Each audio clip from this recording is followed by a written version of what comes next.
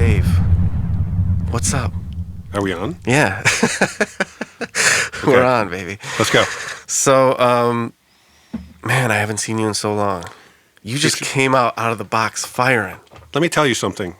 I mentioned to you a minute ago that a month ago I was watching our wedding video.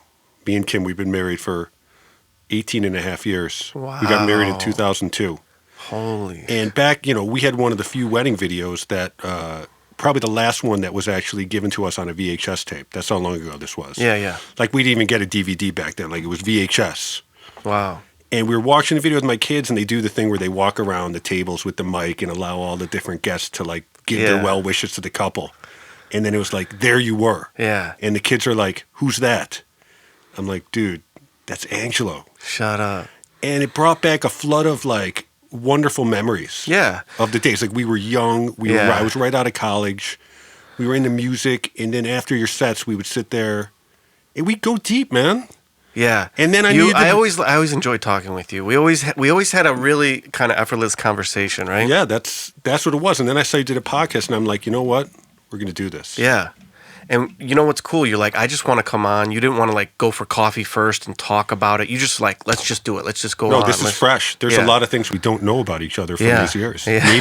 Maybe we'll discover them during this process. Wow, yes, That'll be good. Absolutely. So you're an attorney. I am an attorney. You've been an attorney for 20 years, right? Or coming almost. up on 20 years, yes. Okay. I've been coming up on 20 years. And we definitely took different life paths, like you were saying. I kind of stayed single, kind of avoided the whole marriage and kids thing. And you... No, not kind of. I really did. You totally avoided it. Yeah, that's true. Why beat around the bush, right? But I totally did. Because first of all, I wasn't earning a lot of money when I was in my 20s and 30s, and I didn't feel really confident and you know what I mean? And I didn't want to. I was having fun. No, I get that. And what I admired about you is that I remember when you and Kim met. Yeah, you were there. Yeah, and you were like focused in. You were like, I like Kim. I want to get married. And like, we were young. We were in our 20s. No, but right? let me say something, because like, this was very much not what I was looking for. It wasn't like I was looking to enter a box of marriage and kids. Oh, really? And then like finding the person to fill that role. Like, I met Kim, and I'm like, yes, we have to get married. Oh, wow. There was no question about it. And I never had a doubt. Like, I tell people now, like, we were engaged less than a year after we met. Yeah. We moved from Chicago to Atlanta. We just did it. We just started our life, and I never had a qualm about it. And I see people now, I mean, peers and other contemporaries that have been through marriages, and, maybe they've grown up and grown different. But, I mean, I think there was a lot to be said for, getting engaged before I had my first job. Falling in love and just, growing up together. And there's some luck involved. Like certainly all the holes in who I am weren't filled in at the time, Right. And same with her. Right. So, you have to kind of project like, well, where this is going to go, how are people going to develop, but together, but separately. We have developed together. And the one thing that's remained constant is the base of our relationship is we just like to crack each other up all the time. That's all it is. We just have a lot of fun. We don't take anything too seriously. Okay, good. We like having fun and being social. And what you find is that you do have some hard years as marriage. You have young kids. Yeah. You go through jobs. You go through transitions. You go through moves. You go through, you join their family. They join your family, and there's all sorts of attendant issues there. Yeah. Oh, you even telling me when the kids were young, you know how you're going to raise the kids, right? Because she got raised a certain way, and you got raised a certain way. Yes, and values are different. Yeah. But the amazing thing was we were living in New York City. Remember that? We had two small kids in a 900 square foot place in New York City. That's crazy. And you start to be like, this is real now. This is, when I was hanging out with Angelo in my 20s, this is not necessarily what I thought was going to happen. But you look at those hard times and kind of the choices we wanted to make, which is like, hell no, we're not going to raise our kids in the city. It just didn't feel right.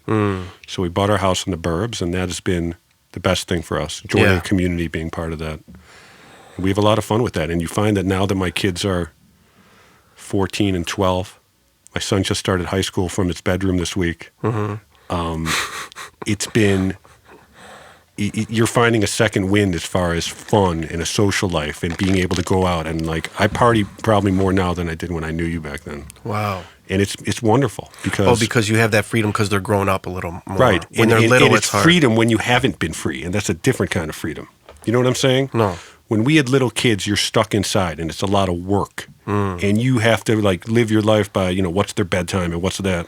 Yeah. Now that they're independent and on their own, it's like that weight being lifted. Oh man, it is nice. I find myself here at 44. I think for sure, socially and otherwise, my best years are ahead of me. Yeah. Very happy about it. You know what? And that's good. I think there is a definite benefit to having kids younger. I think so too. But I guess it doesn't really matter. It could go either way. I mean, you could look at it the way like if I had kids now, I'm more. I don't have as much pressure on me. You know what I mean? In what way? Financially. So you think you put a lot of stock, as you've said a couple times, into the financial aspect of having children? Well, yeah. I think so. I understand. It's not cheap. There's a lot of burden. There's a lot of responsibility. That's kind of what I've avoided, and that's why I never settled down because I want a partner like I'm secure with, and like that they could see. You had a great career. I didn't have you were an attorney, and you know what I mean. And you went to an excellent school. So you had that earning power right off the bat. I didn't have that. I was very kind of aimless, chill. What I'm hearing from you is this: that you want to be a provider. You see that as a fundamental primary role of being married and having children. I think so. Yeah. That is the kind of partner you'd want to be, a provider, number one. That is your conception of it. I don't want to have to struggle, for like basic things or like, you know what I mean? I don't want to. Well, why not look for a woman that could provide that for you? Got the stability. That's a whole nother conversation. Well, no, right? It'd be great. Listen, I've always looked for an equal, and maybe I'm just too picky, or maybe I have all these like unrealistic ideas. I don't know, but to me, they don't seem very unrealistic. But I look, I would love an equal, someone who has some sort, is doing something. I've dated some women that didn't really have their stuff together. We weren't on the same page. You know what I'm saying? I think I would know the kind of woman I'd want to set you up with. Yeah. I think I have some ideas about it. I think, and you were telling me you set up. I set up a couple to be married, and it was probably the happiest night I've ever had being at their wedding. Because these were people that were friends of mine, but not necessarily my closest friends. One was a coworker. One was a friend I knew back in the day. So when they didn't know each other at all. They didn't know. It was a blind date. They didn't know each other at all. And you set it up. I have the text still about setting it up. Come on. So when you walk around at a wedding and people are like, "How do you know the bride and groom?" and you're like, "Why do you think you're here tonight, baby?" Right. So he felt yes, cool. it is a wonderful feeling, and to bring people together, there's nothing better. And that's true of a lot of parts of my life. That's kind of a lot of what I do as an attorney. A lot of the skill sets you have is like, this person needs help. This person needs a resource. This person needs an expert. And having that network and having to know what's the right fit for them in different areas. Like what? Like, I don't understand. Being an attorney to me seemed always about, and this might be a very narrow view, but to me, being an attorney is like about leverage. I think leverage is very important. What do you mean by leverage? I think that it's kind of like battle, isn't it? Yes, I'm engaged. I'm engaged in confrontation all the time. Right. But let me explain kind of how it is. I mean, you have your own conception. Mm-hmm. You were raised with different televised images and otherwise of what a lawyer does. Yeah. There's like the Perry Mason LA law, that's what lawyers do. Right. No, a lot of people feel that way. I mean, the only lawyers I've really dealt with are like eviction types. No, right? like real estate attorneys. Yeah. Yeah.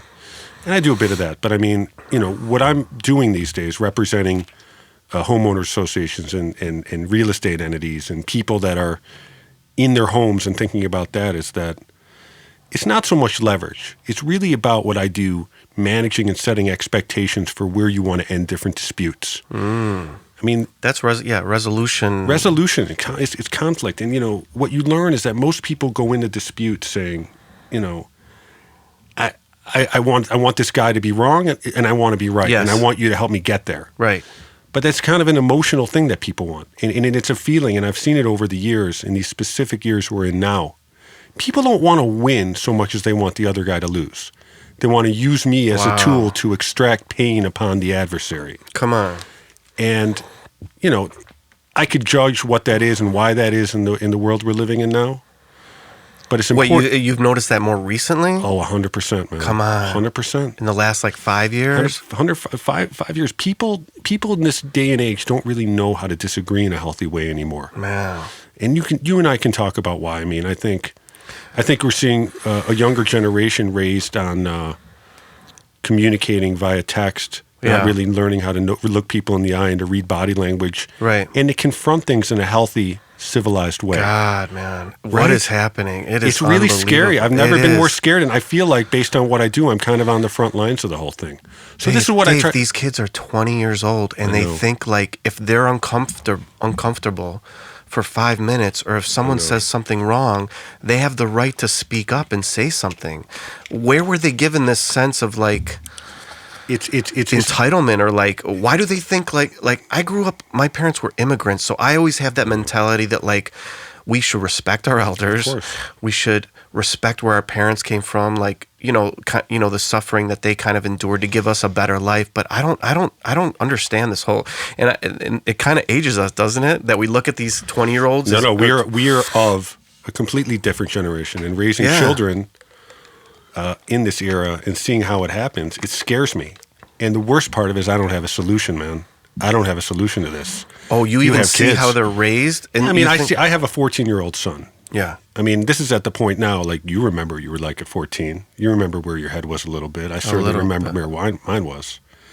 And I see them, and you see, like, the kids are on the text all the time. That is their primary means of communication. Right. If you wanted to talk to a girl, you'd have to call and say, Mr. Johnson, is Cindy home? Right. That took some courage, and that took some risk, and that took yourself putting out there. Right. There's no more of that anymore. And when you see the kids in person, like, they have a hard time looking each other in the eye and really expressing things and really confronting people with feelings. And really, when we're talking about putting yourself at risk in a social situation, kids don't want to do that anymore. Yeah, but isn't what these kids are doing, rioting and stuff, isn't that kind of like the antithesis of that? Well, who are we talking about? Aren't they being too bold? I think they're being too bold. Which ones are we talking about? Okay, I'm talking about... Okay, I understand what you're saying. Text is, of course, completely ubiquitous with teenagers, right? It's constant. Video chatting is constant. I'm talking about like the kids that are rioting and, kind of like calling out teachers for like if a teacher makes a comment, they can judge it and say, oh, you're being racist, or you're being like this, or you know what I'm saying? Like that's a whole different other element that does go to some entitlement and to some lack of understanding about things. I do have simultaneous concerns with this with the cancel culture. Yeah. And with people let's start with social media as the root of this thing, okay? I mean, I had a Twitter fetish for a while. I started with sports. I'd follow the sports matches over Twitter, and then you start to add some political people, and then my feed starts to become the White Sox won 4-2, and next to that you'll see some political tweet that's so out of context and so based on things that aren't true and like not factual. And when you see those two things next to each other, how is somebody to discern the difference, and how are we to moderate how we take things as true or not? Like, I can tweet anything and run away from it and not really have to explain myself. And there it is, out in the world for people to judge and evaluate and figure out on their own. And for a developing brain, how is somebody supposed to do that unless they really have a sense of it? I think it's toxic, and I don't have an answer for any of it. Yeah. I think the answer is meaningful relationships like this, where you and I can talk and look each other in the eye and judge body contact and say, look, I don't agree with everything you're selling. Yeah. I don't think you're right about a lot of things. Right. But at least I can come at you and say things, and you're going to interpret it in the spirit in which I'm intending it. There's a lot of bad faith imputed in what people think what other people are saying. Like a lot of, if we look politically, and everything's political now, of course. I mean, how are masks political? They're not. The minute healthcare became politicized is when I jumped off. It's crazy. Like your health's at risk. I mean, Biden's wearing a mask and Trump's not wearing a mask, and that becomes an issue. And people are arguing about this in the streets and in Walmart and other things. It's like it's not your freedom. Like it's health. Crazy. It's like it makes you safer. Yes or no. Yeah. Yes. So isn't that the end of the discussion? What more is there to say about it? I don't know. I'm scared. I'm scared for it, man. When Trump rose to power, it really did It changed it changed things. And my friend doesn't understand that. He loves Trump, and I tell him how important I don't know, but I come from a time when if you were president of the United States, that had a lot of respect to it. Well, do you know what I'm saying? What's the president at the end of the day? He's just a figurehead. He's a figure. He's a symbol for how we want to see ourselves as a country. Yeah. And we're still at a cognitive disconnect between this crazy person we're seeing on the TV and what he's saying and him being the president. Well, I'm just saying, like, whether the guy puts in good programs and stuff, that's not even the most, like, to me, the just the office itself demands a lot of respect. Of course. And that's the way I was brought up. I mean, to be president of the United States was like this amazing thing, you know? You think that's gone? You think we can get it back? Oh, God, I don't know. I think, I think it's more like how you said. I think people want to be right. They have platforms where they think if they say something that, you know, there's no discussion in it. Like you said, Right. they just post it, They just and post they're it, right. And people don't stop to think about what are they chasing after here. I think so much of the time, especially what I see coming out of the right, definitely some on the left as well, that there's some like desire to like, I'm going to prove you wrong. I'm going to own you. I'm going to do this. But like, that's never a satisfying feeling. There's still going to be a hole in there. And that goes into what I do as well. Mm-hmm. Even when I win cases, even when I get a result that what my client wants, it doesn't give them the feeling that I think they anticipate getting. It's more than just getting a verdict or a judgment in your favor. It's about having a moment where you're vindicated and I'm right and you're wrong and you're going to come to me and all this pain and other things I'm experiencing is going to be vindicated through this process. It doesn't happen. It doesn't happen in any way in your life, litigation or otherwise. When you're in an argument, you rarely get the full mea culpa, I'm sorry, you were right all along and I shouldn't have treated you. You know, like, it never works that way. The most you get as a human being in solving a disagreement, the most you'll ever get is knowing that you're right and you knowing that. You'll never get it verbally. You'll never get it as like, it's in an email or anything else. You just have to know it and be comfortable with that knowing. And what do you mean? The internal knowing that you believe that you're right. No, that you are right, and they know they're wrong. You know what I'm saying? You don't need to get the admission. You don't need to get the written piece of paper. You just have to be satisfied with a lot more of the intangible than what people think they should get. You know what I'm saying? Mm-hmm. You have to be satisfied with that. Man, that's deep. You know, there's actually what are those guys that call? I think they're called mediators, like for divorce. Sure, I deal with mediators all the time. Oh, really? Are they good? Some of them are good and some are bad. There really is a skill involved. I can usually tell within 5 minutes of entering a mediation. And this is on a commercial dispute or something like that. Oh, okay. Well, it could be divorce too. Right. But they're not lawyers. Some of them are. They're just, okay. Some of them are. Okay. Some of them are not lawyers, though, and they cost less than, like, getting a divorce, like, with a traditional attorney or something like that? Right. In other words, a mediator in a situation like that can help you reframe what your disputes are. Let's figure out let's try to isolate what the real problems are. And save you some money. And try to narrow down the scope of the problems. You're so crazy when you're in a divorce and you're in the middle of it that, like, let's take away the emotion and figure out what really we need to do to get through this. But you never done. You didn't. You've never dealt. I can't do divorce law. Yeah. No. That's people at their worst, man. Not me. So, what are some of the disputes that you deal with? With like the you said the condo associations? I've got a dispute now, and it brings in what we're talking about politically. I've got a huge association in another part of the state. There's thousands of people living there. And, you know, a lot of people have second homes. It's on a lake. And they had a Trump boat rally there.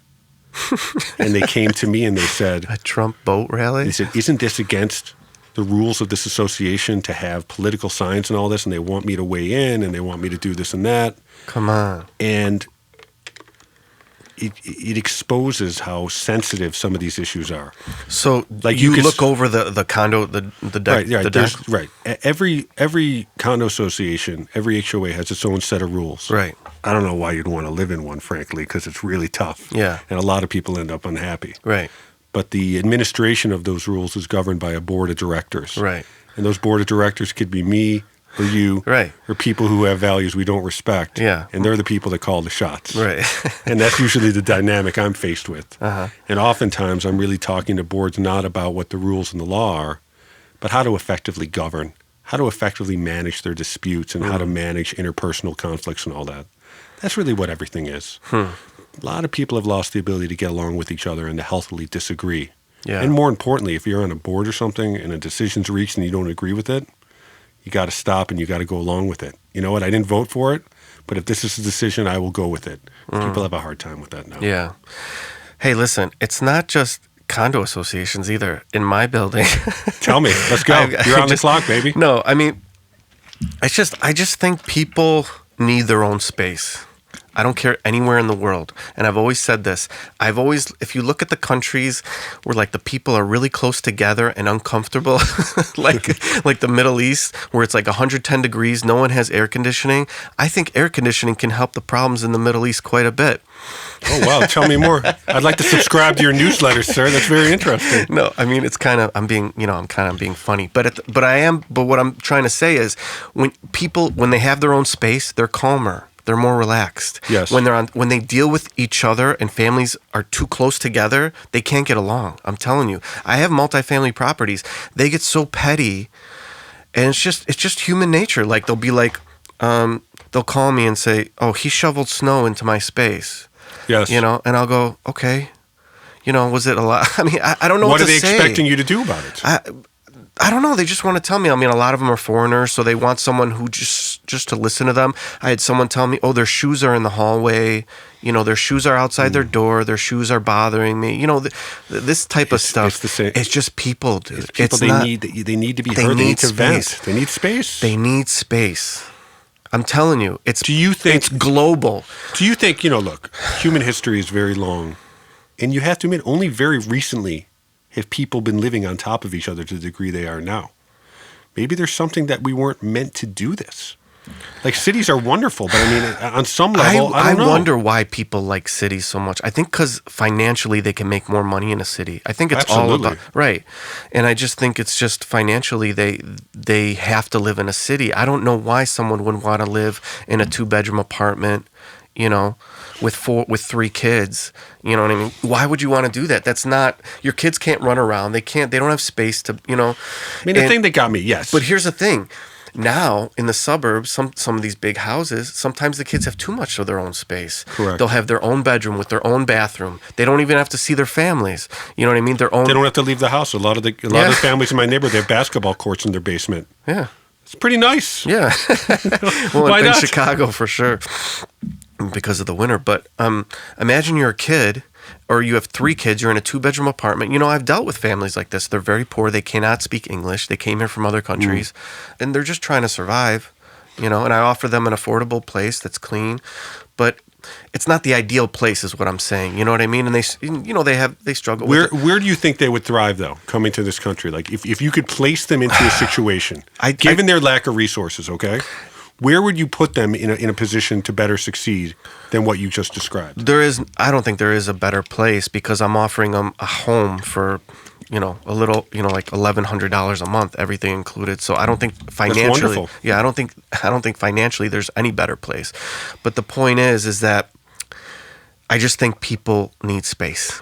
That's what I'm trying to say. And I really do think in these countries, if people had things that worked, like, I just see, I don't know, to me it seems very simple. You know what I mean? Like a simple idea. Like, you need a home, you need a shower, you need a toilet, like basic infrastructure things, not things that that we take, and a lot of these countries don't even have those basic things, man. But you know what's crazy though? In human history, we are far more comfortable and better off than we've ever been. Yeah. Well, in America. Well, in America and all these other countries too, in a big way. Dude, India, a lot of them don't have indoor plumbing. That's that's another conversation. That's overpopulation. They don't have indoor plumbing. Africa, they don't have indoor plumbing. I mean, these are, you know what I mean? I was talking about this with one of my previous guests. Just about infrastructure, man. That's something I think about, and I think good infrastructure creates good life. Do you know what I mean? Things that we take for granted, like sewers. And no one thinks about it because we've always had it. I know. You know, and I if think people, about. yeah, you yeah. think, yeah, well, because I have a big building and I think about it. You know what I mean? Like, how does this all work? The plumbing, that's just. you know what I've been thinking about a lot lately? How separated we are from everybody else. I live in the north suburbs of Chicago. My community is very nice. Everybody has homes. Yeah. Everybody basically has more means than they need. And we look at the news stories about people really struggling in this pandemic. Yeah. Really losing their jobs and not really having any easy access to get them back. And I read about it and I think about it and I know it exists, but I don't see it. I don't experience it with my five senses. And I've been thinking about this more and more lately is how segregated our communities have become, how we've built up walls. They do. I really think people are tribal, but it's socioeconomic though. It is, but there's got to be more effort to build more affordable housing in the communities to help society. It's never going to happen. Okay, but what if you give a house to someone? Are they going to keep it clean? Are they going to maintain it? Why wouldn't they? They I don't know. If when you give stuff for free, if you give $1 million to someone that doesn't know what to do with that $1 million, they're gonna spend it. It's gonna go to nothing. You don't know that. You don't know. Oh, they've done. Well, look, we're talking about very heavy, weighty issues here. I'm talking about small incremental steps. But you're talking about more resources in certain communities. Yes, I'm talking and resources means money. Doesn't it always mean money? When they say we need more resources, doesn't it mean money? I think we always talk about in these suburbs that are not diverse, that we value diversity. And we want people from different backgrounds to be living amongst each other. There's lessons to be learned from that. History has proven that. We should be near each other. We should learn from the different experiences we've had. Heck, you grew up in Park Ridge. I grew up in Highland Park. I learned a little bit from you. You might have learned a little bit from me. Yeah.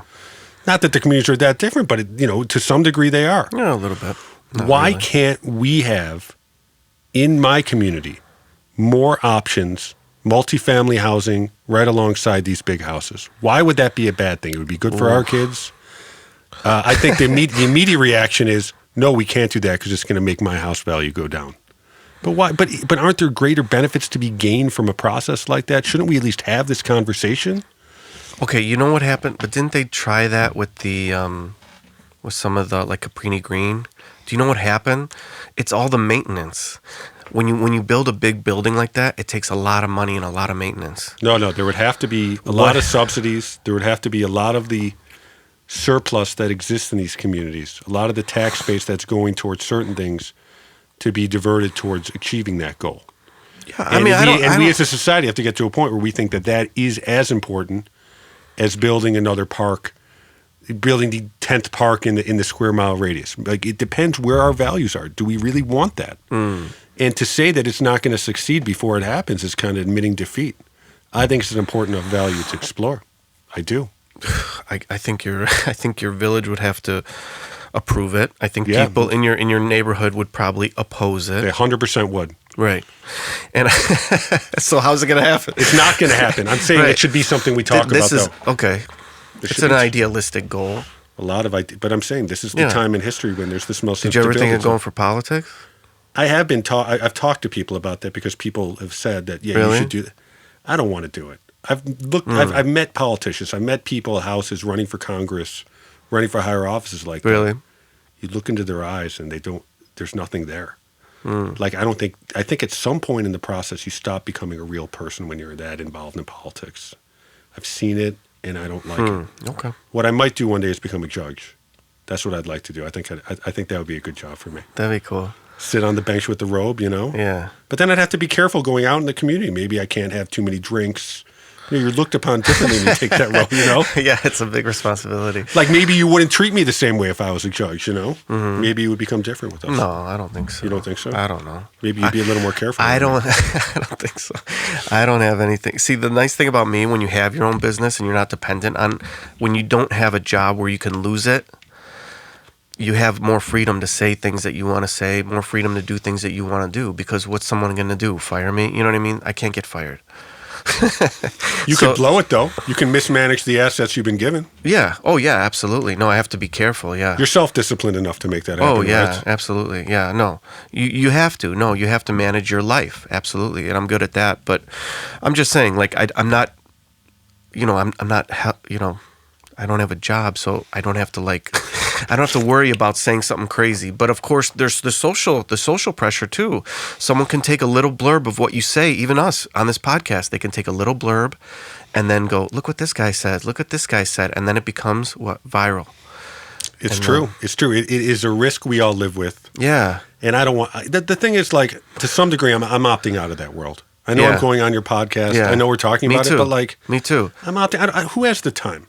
You know what life's going to be for you and me? Yeah. The life we're going to live is you value relationships. Yeah. I value relationships. So we're going to put ourselves in position. You're going to sit in my backyard. We're going to say crazy things. We're going to exchange ideas. We're going to build relationship. We're going to have love for each other. Yeah. And we're going to move forward. That's all it is. There's really nothing more. All the material bullshit that we talk about, all the stuff that people want, it really is meaningless. Yeah. If you're not involved in the online thing, you don't care about it. If you don't read it and subscribe to it, you don't have to really worry about it because you don't care about it. I'm going cold turkey. I'm off Twitter. That's it. I can't do it. Yeah, but you're on Instagram. I do like Instagram. I've discovered so much good music on Instagram. It's worth it for me. That's functional. Got you. It is nice. Yeah, it is different. It has a different feel, definitely, than Facebook. Facebook, it's starting to become so contentious. It's like, crazy. What value do you have? Do you ever go on Facebook and be like, that was time well spent? You definitely don't do that anymore. Look. I like to see pictures. Jenny from high school's complaining again about something. I wonder how that's going to turn out. Like, it's just, it's so mindless now. Right. Do you find it's triggering? I mean, I know a girl that like just wants to trigger. She hates Democrats. She will post. But what is she looking for? She wants to trigger people. But does she get satisfaction out of that? She likes being a gadfly and just poking people. There must be some real pain and insecurity in this person. That's what I think about when I see this. Or it could be fun. It's fun. It's fun. Is it though? I don't know. Maybe for her. I don't know. I'm just saying she likes to provoke. Do you ever get involved in online? Do you ever get involved? Do you ever comment? You know what? I did. You know what really got to me was the vaccine stuff. Like the anti-science stuff and the anti... I just... Sometimes I stopped. But one's ever... What I'm saying, like, I've yet to see a thread that goes like this. You better stay away from those vaccines. They can poison your kid. Actually, this is and then Angelo comments, actually, you should read this article and this. I don't know if you know the whole story. Right. Oh my God, Angelo, thank you for sending me that. Now I realize the error of my ways. That exchange has never happened. Well, that exchange has never happened online. Well, you know what I have done? I've posted pictures of kids that were in iron lungs because they had polio. I mean, there's actual photographs of kids that were dying from polio, and that's a vaccine that that saved hundreds and millions of kids. So I try to work. I do. I don't know. I feel like then I'm skeptical. I'm skeptical in that medium. Are we always sharing? I know. I'm skeptical in that medium that anyone can be convinced in a constructive and productive way. How about here? Like here, this? Absolutely. I mean, this is what I do for a living. I convince people. Right. I try to be persuasive. I try to chip away at things. I try to reframe what's possible. Mm-hmm. And when we start a conversation and we're in a dispute, let's talk about what's possible. Let's not talk about the past. Let's not talk about the grievances. Mm-hmm. Let's cut to what we really want to accomplish here and how to get there. Gotcha. And maybe you get people thinking towards constructive means in that way. But certainly in an online thread, it makes me unhappy because I don't think anybody really wants to be convinced. They want their brain to be reinforced with information that already confirms what they believe. Yeah. They look for that. They need that. That is the mental boost that they're seeking to get. It is a different way. You're right. It is a different way to talk about something for sure. I mean, I've learned a lot from watching Joe Rogan's podcasts. Have you? And other people's podcasts. Yeah, from him, I found Eric Weinstein. Then I started listening to Brett Weinstein. And, those guys just blow my mind. I mean, they're brilliant. Yes. I can't even understand some of it. Sometimes I'll have to listen to it 2 or 3 times to understand it. But yeah, so definitely with conversationally, I can learn things. I am an auditory and verbal learner. I like to learn that way. I love music. You love music. I love music. That's the one thing I miss. That's the number one thing I miss. Let me ask you about this. Yeah, go ahead. We are totally different when it comes to music. Yes. I'm more like the pop song kind of guy. You are the jazz guy. I am. Jazz, I don't know. What have you tried? Tell me about your jazz experience, Angelo. I just think some jazz is definitely more beneficial for the actual player than for the listener. Do you understand what I mean by that? I think what you're referring to is, what I say, there is a tendency, especially in certain form, for it to be somebody getting on stage and basically masturbating for the audience. I mean, didn't Coltrane, wasn't he incredibly complex? He was incredibly complex. Yeah. And that's kind of like primary source. Like he was literally struggling on stage in live settings of reaching kind of a spiritual medium through his horn. And yeah, I don't expect a novice jazz listener to put on Live in Seattle from 1967 and to be like, yes, this is what I've been looking for. Right. It's kind of like you've got to build up to that. And there are transition records that I've found have been revelatory for people that are looking for something in the music. Now, for me, I've been raised on this, and I'm a student of the music. I read about it. I listen to it. I'm on the board of the Jazz Institute of Chicago. I'm trying to promote it throughout the city to the different schools. Cool. But I don't try to force that upon anybody. I don't try to tell you that my music is better than yours. Right. At the end of the day, it's what moves you. Yeah. Jazz, to me, is the purest form of expression you could reach musically. It is the closest of saying what's in my head melodically, harmonically.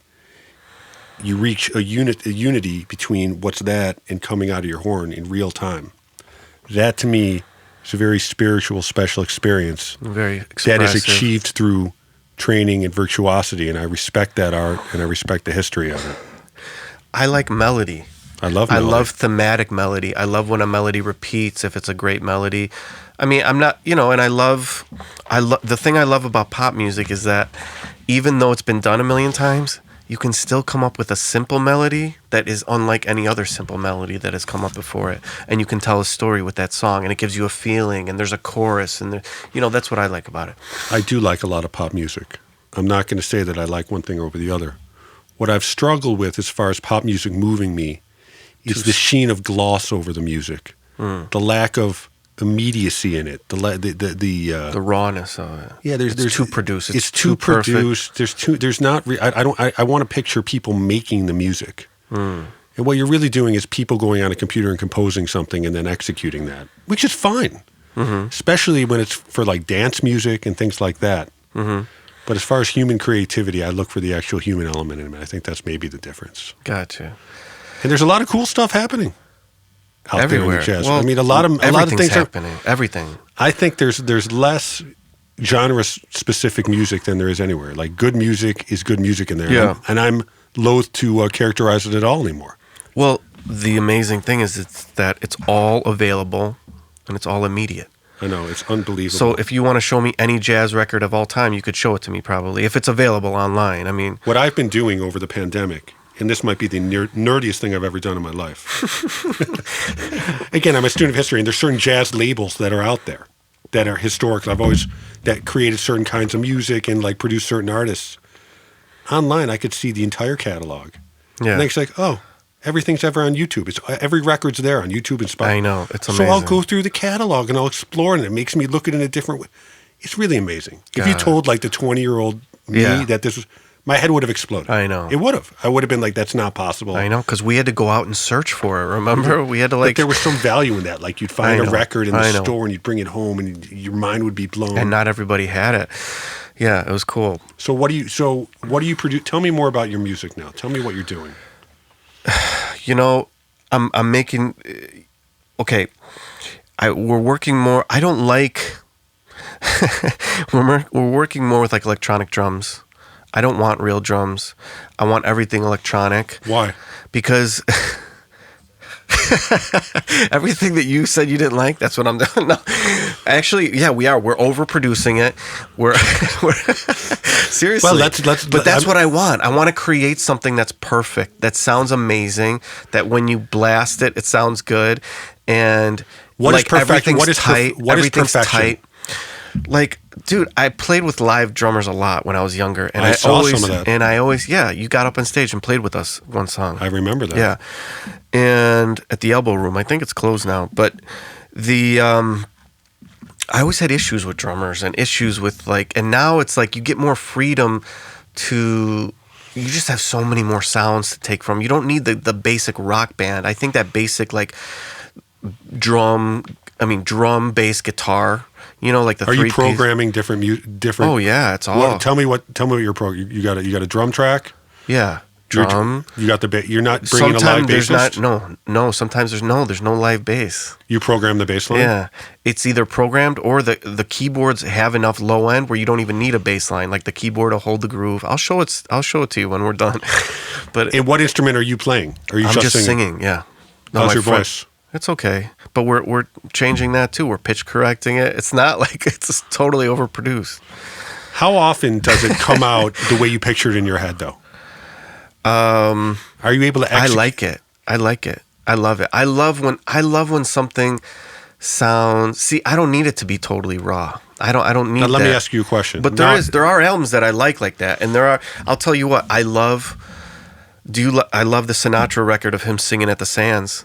I mean, that's beautiful. Do you know that record where he's at the Sands? He's like 50, 52 years old. Nelson Riddle arranged all his stuff. It's oh man, the band is great. It's tight. He's singing live. I would have loved to be there. Yeah. Oh God. That was of a time and place. Let me ask you a question. So I do like live music, but do you ever go back and listen to your old stuff? Do you ever listen to 20-year-old stuff that you put out? Once in a while. Not a lot. How does it make you feel when you listen to it now? Okay. Here's the thing. What I want to do is I want to get a song that's tight and powerful and strong. And whenever I hear old stuff, I feel like I could do better. And I think that's every artist. Yeah. So even like Shakira, they had on 60 Minutes, and she was talking about. She was like, every performance I look at and I think I could do better. And I'm like, that's what an artist does. I can't even listen to myself in the past. Yeah. I can't listen. I don't like the way it's hard. Yeah, it's hard. I like the way I feel when I'm creating it. I like the feedback I get. Mm-hmm. I still think people are putting me on when they say they think it sounded good. That's just how insecure I am about the whole thing. Right. Yeah, exactly. And you should be. But I don't. But I well, wonder. Not you should be, but like. But I think that's normal. I think. I think it's very personal in coming from the deepest part of you. Mm. And I feel like when people are listening to it and giving you feedback, it's almost like they're talking about that inner part of you that you were reluctant to expose in the first place. Yeah. But. Yeah, I hate getting compliments. Like, really? I just want it out there. Yeah, if people enjoy it, they enjoy it. If they don't, they don't. I don't want to hear anything about it. I want to put it out there. So you're not making this with any other musicians. This is just you. No, me and one other. But he produces. It's called. He produces all the sounds, and we arrange the songs. They're only 3.5 minutes. You know what I mean? But I want them to punch, and I want to be in and out. I want to get. You don't want. But these are not songs that are capable of being performed in a live setting. Maybe. Yeah, they are. And have you? No. Are you ready to get back on the stage? No, I don't want to do that. I have no interest in that. I don't want to be live. I don't like live. It's too imperfect. It's very interesting. Yeah. I'm very interested in what you're telling me. Maybe it's too controlling, right? I'm too controlling because about music to me, and I've been really thinking about this in the pandemic right now, because it has been, you can't perform in front of an audience. I really think the essence of a music is communicating between you and an audience. Mm. So to strip away that element of it is very interesting. Do you like recording stuff? So you don't like? I like recording. See, to me, there's a difference between like a recording artist and a live artist. Do you know what I'm saying? Yeah, I'm a live. You're artist. A live guy. I'm a recording guy. I'm a weekend warrior suburban guy, man. There's a whole nice scene up there. We jam, we share ideas. All the suburban housewives like to hear the music on the weekends. Like, it's not a bad scene. I enjoy it. Where do you guys play? There's a lot of going on in Highwood.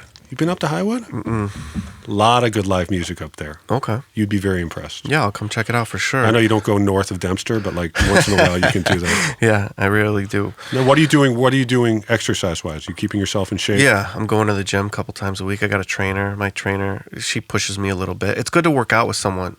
It's hard to motivate. You don't do you do cardio or no? A little bit. How about you? I've fallen out of shape, and I feel a lot of shame about it. Really? I do.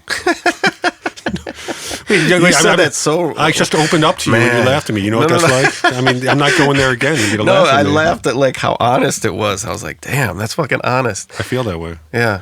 I've been I know working a lot so of guys hard. that feel that I've been way. working so hard. I know a lot of guys that have children that just can't get to the gym. They're just too busy, or you know what I mean? I don't want to do it to look good because clearly that ship has sailed for me. I'm 44 years old and it doesn't really matter. I'm married with kids. Right. The I like to feeling look you good. get when you feel strong. I like to look good. I'm vain as fuck. I love to look good. So let's talk about setting you up before this podcast comes to a close. Shit. Okay, let's talk about this. I think this could be a productive exercise as we work it out. I don't know. What is it? What is the quality in the woman that has submarine relationships? Like, what is the quality that ultimately ends it for you? Selfishness? Is it getting too close? Is there a point where you get too close to you and then you just say enough? You know, every relationship's different. That's Every true. relationship's different. I had a girl. I could have been married, of course, a couple of times. I believe you're husband material to me, baby. Thanks, buddy. But you know, there was a couple times it just wasn't. I didn't feel like it was like the right situation. I don't know why it's so hard to find someone that just like. But I'm saying, like, you're very general in these descriptions.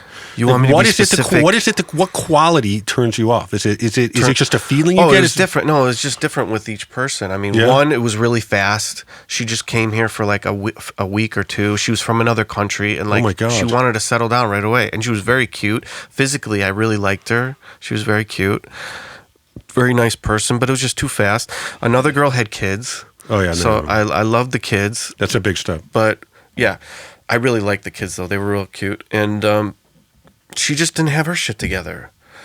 Do you know what I mean? So I felt like all the burden would be on me. And, you know, there's always something. That's what I'm trying to say. Like, I wish I could just find someone that's single. What's difficult never is had that kids. what I'm saying is, like, the difference is when I got married, she just was my life and everything else went from there. At this point, you need somebody to fit into the life that you've created for yourself. But It's a you big guys, difference. you were really happy with her. You were content with her. And she was content with you. You were both excited about each other. Right, but That's good. We were young. That's love. We were young. I know, but you were in the same place. You were Yeah, both exactly. Jewish. That helped. Yeah, it helped. It wasn't It essential, helped. but it helped. Yeah. Would you date a It's Jewish nice. girl? Sure. Okay. But I need someone that's a little open-minded. I like to question things. I like to analyze things. Do you like being challenged? Yeah, a little bit. I don't know. Could you date someone like? Are you more of a homebody, or would you like to dude, I go on these dating apps, and they're like, oh, I like to travel constantly. I don't want to travel I went constantly. on a dating app. I saw a dating app. I saw somebody showed me the swiping and the thing. Yeah. I'm still scarred from it. I don't know how people would do it. It's too yeah. transactional now. I couldn't do it. Yeah. That's why I think a setup from somebody you trust, it's somebody that's given some thought to it. That's such a better way to do it. I'm surprised you're a matchmaker now. And Why are you surprised? You don't think I can pull it off? I just didn't expect you to be a matchmaker right now. And I'm you've done thinking- it twice. You said I've you done had it twice. Okay. Have you had some failures and success, or just mostly success, or? I mean, where there's been failures, I think like there was a quality in somebody I didn't quite recognize at the time I did it. Like somebody really isn't ready for a relationship, and they say something, and that what didn't turn out to be true. And that might be me as well. I don't know. I feel like you're open-hearted about it, but I also feel like children of immigrants coming from a strong mother, probably, and role of a female in it. I think that plays into it. What does that mean? I think you've said a couple times to me today that you want to be in a position to provide and be in feeling that you are able to take on this role. I wasn't that's a ready big part. dude, in my 20s. I just wasn't. No, I'm not saying in your 20s. Yeah. I'm saying, but part of that readiness for you was having security, having a job, having that. Absolutely. And I When think you have kids, it's all about the kids, isn't it? When they're young, it's all it about is. them. The- Their life. Are they happy? Are they okay? Are they happy? Are they okay? And to But do what's- that with someone, you really have to be like No, on you the have to same have- page. You have to have your house in order with that person Yeah. to do it. But it's beautiful, man. It's Yeah. beautiful raising a family because what it does is, how I said, you remember what it's like to be 14? When you're raising your kids, you got to have another child with yourself. You relive it, yeah. And then there's this whole social aspect you'd like. You're sitting on the soccer field BSing with the other dads. Yeah. And you're going to the birthday parties. Yeah. And you're laughing at all the stupid stuff they do. I mean, it's not all difficult, Yeah. but the good parts are really good. And especially when you see them become people now. Yeah. It's rewarding, man. It's good. Yeah. But now I'm open. You still have a while to go, though, man. No, I Gee. don't. No, I What don't. are you talking about? In 6 years, they're going to be out of the house, man. 12 And to 14. 18, 12, Got 6 6 years. years. Yeah, I guess it goes fast, right? By the time See, I'm sometimes 50, I I'm going think- to be an empty nester at 50, man. That's good. You think I'm ready for that? Yeah. I don't know, man. You're gonna be sad. You have some more. No, I'm you done. Can't. Yeah, I'm you done. Can't. You can't. I'm done. Yeah, I don't know. All right, so we'll have a follow-up podcast in which you talk about the marriage that I've set you up with and how that was the best thing that's ever happened. Yeah, to you. absolutely. That'd be great. You seem like you know a lot of people. I don't know. I don't. Why not? Because I just have my business and then I have a few friends. Do you know what I'm saying? Like I don't meet a lot of people. Where are the friends that you have right now? Where did they come from? Like how did you make friends with the people you have now? Are they childhood? No. Because this is a couple later. This is a few crews removed from when we hang out. Many crews removed. Yeah. Absolutely. Right? Yeah. So when you're single, you tend to find other single people. You know what I mean? Because you need to hang out with people who are available. A lot of my married friends, they just move on with their life. They don't really contact you. That's what I like about you. You always kind of were open. You were always like, hey, come on. You know what? You're still friends with single people, you said, right? Why don't you come out and hang out with me? Yeah, we will. You would have a blast. Yeah, I know. I'm okay, sure it's going to would. happen. Absolutely. I have a blast anywhere. I don't care. And I don't, you know what? I don't even drink that much anymore. Good. Yeah. Drinking's incidental to it. Right. I thought about I just like socializing. I like talking shit. I don't drink like unless it's in a social situation. And it's always just a couple beers just to kind of, no one. Oh. I used to drink too much sometimes. It wasn't just a couple beers. Do you remember the time we hit you with a car? Oh, yeah, when she was pulling out. She was pulling out of the Actually, I might have exaggerated a little bit, though. Just for fun. We thought we killed you. But I'm glad everything's okay now. She said she mentioned that? Yeah, so what's a typical weekend for you now? Like, what do the guys do? Where do you guys go? I don't even go out that much. We'll go out to dinner. You know what I mean? We'll go get sushi. We'll go. There's some nice places in Park Ridge. Have you seen Park Ridge? Like the uptown? It's really nice. Oh yeah, I like Park Ridge. I used to go downtown sometimes. We haven't really been downtown that much because of the. We'd go downtown Parlor or anywhere there's a lot of people hanging out. I love being outside in the summer. But you don't go to clubs or anything like that. No, those days have passed you by. Yeah, big time. Okay. Yeah. No. I'm done with that. But no, I would love to do different things and. I don't know. I just, you just, like you said, you just need to find the right person, I guess. You're going to do it. Or, do you want to? I don't know. I go back and forth, Where do you see yourself in 10 years? I like to do what I like to do, too. And as you should. But yeah, I know, but you got to be, you have to, what's it called? Compromise a lot. Are you prepared for that? Were you? I'm always very open to compromising, I don't have a lot of hang-ups about stuff. Okay. But what's important is, and what you realize is that a good relationship is you each have totally independent, separate lives that you each respect in each other. Like, my wife's an artist. Yeah. Like, that's not my skill set. And she's not, she can't carry a tune. She doesn't know much about music. Right. But we respect our individual passions and we still have a great time together. I think that's really important. That's good. What's also important is you see a lot of the wives when they have kids, they go through an identity crisis. I mean, they had this and they had a job and they had these, the physical aspect changes. Yeah. And that's a struggle for a lot of women. I've heard a lot of stories. It's tough. I mean, but everybody's different. There's no one thing that happens. So. Right. And I think you also have to make a commitment not to break up, right? And not to give up on the relationship. I mean, that's huge. You got to say, we're working through this. Right? Well, yeah, I mean... The commitment, that's marriage, right?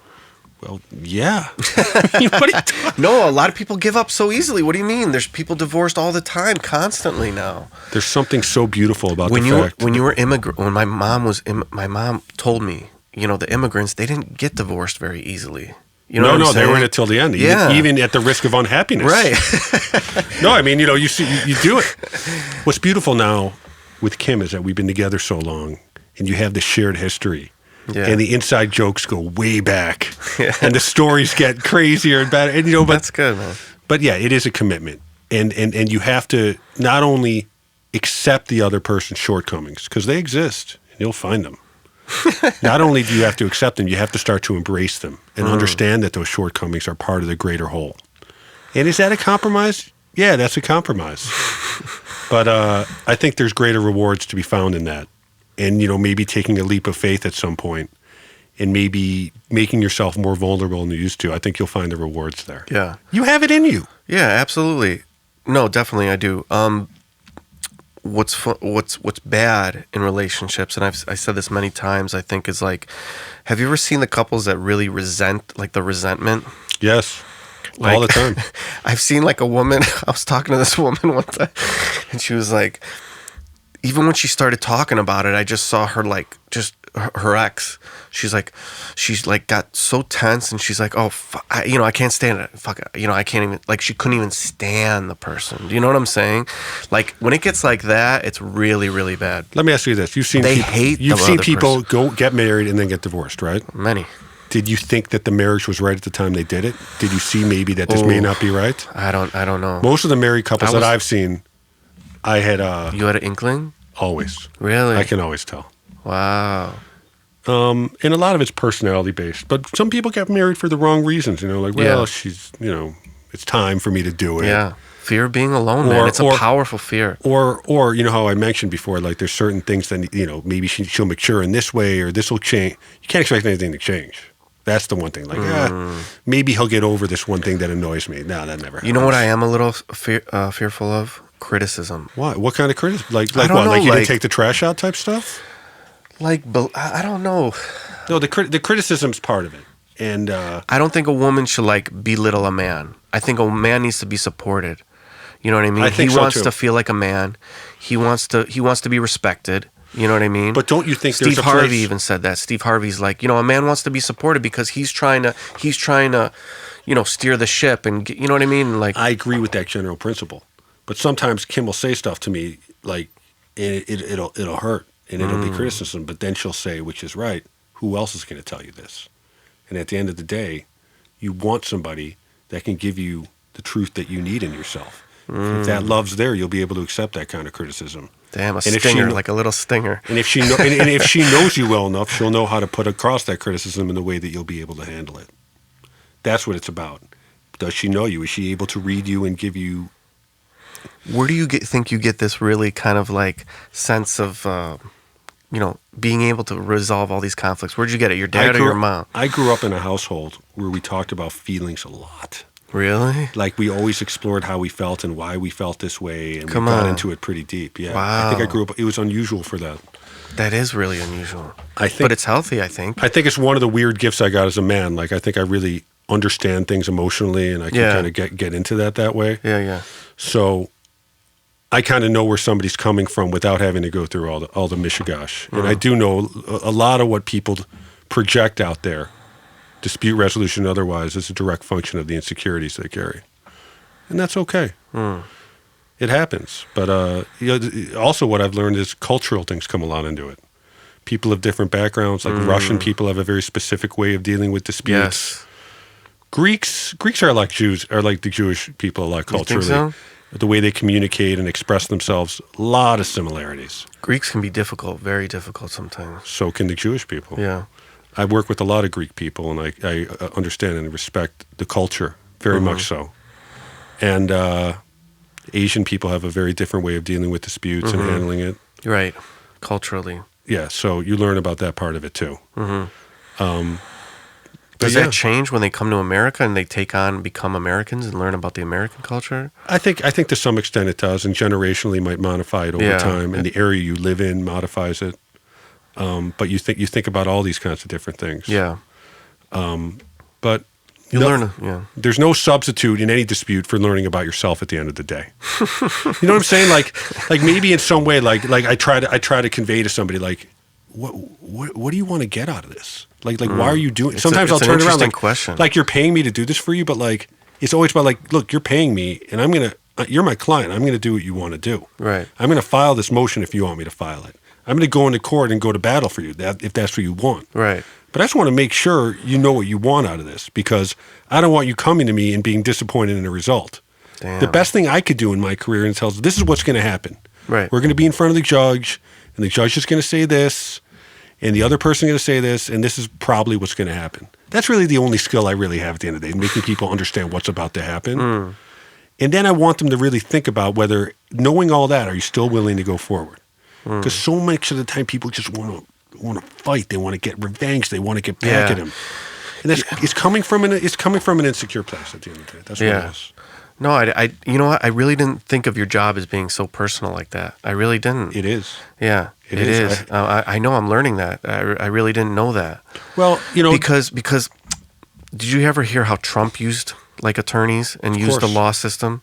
I know all about it. Yeah, he would use it in as leverage to either delay himself having to pay a fine where he would make money somewhere else. Like, you can use the law to your advantage. Well, he's done like these are businesses, okay? Yeah. So what Trump would do is say, all right, I'm going to run up, let's just use the way he used lawyers as lawyers.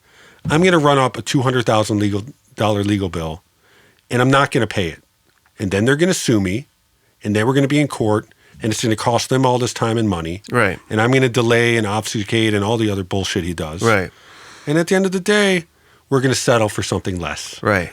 And in a pure transactional way, it's all zero sum for him. I win and you lose. He doesn't care about the human cost and effect of all that stuff. No. And that leverages even more. Think about the small roofer he had build his country club out in Jersey. The same. Your stories like that. For him, it's just pure transaction. You watched that? Didn't you watch that? That was sad. I saw all of it. Yeah. And I knew lawyers that worked for him back when I lived in New York. Like, this is just the way he does business. Wow. So buyer beware. And he's been able to make it work like that. And look, the last thing I'll say about Trump, I don't want to get overly political. Yeah. He has not surprised me at all about the way he's done anything. Like, nothing about this is like, he is who he is. Yeah. What I can't get over is the people that go all the way down the rabbit hole to still support him. I don't get it. I don't understand it as a human being. Yeah. Maybe I never will. Yeah. They like the strength. They like the... What strength? Everyone knows it's an act, right? Everyone knows he's just projecting something, right? He's selling, everyone's selling something, right? At the end of the day, a lot of politicians are. And everybody's selling something. But at the root, don't you think politics should be serving the public good? Don't you think that's the way? That's an idealistic thing. But shouldn't we strive to achieve those ideals? Yes, yeah, absolutely. I mean, that's what I always thought, but it's just like, he doesn't play like that. He wants to go for the jugular. They like that he stands, that he insults other countries. They like that he, stands up to China, whatever that means. You know what I mean? Right. It means he's using it for his own gain. I don't know. Anyway, I don't want to get into. I don't think Biden's really great either, to be honest with you. No, not great. This election, I'm not excited about either. Well, if I'm a Trump supporter, what's my biggest fear about voting for Biden? Like, what I really think is going to happen? Oh, they think that their taxes are going to go through the roof. Like, I have a friend who argues paying more in taxes under Trump. I don't know. My friend says the taxes are going to go way up. There are going to be more riots because the Democrats don't come down on the rioters. It's, that kind of stuff. I don't know. But anyway, we'll save that for another discussion. We've talked a long time, man. Thanks for coming on. How long have you been on? Like an hour and 10, maybe. Andy? Yeah, a little over an hour. I found an hour is good. We could sit here for 2 more hours, but I loved it. Thank you. It was fun, right? I loved it. Yeah. You're great. You got to come back. Yeah, you got to come back on, man. You're a talker for sure. Sorry, did I overdo it? No. You have a great voice for this too. I think I should be like a co-host for some of these people. I can just kind of get them going on things. Yeah. But, absolutely. Thanks for coming on and being so open.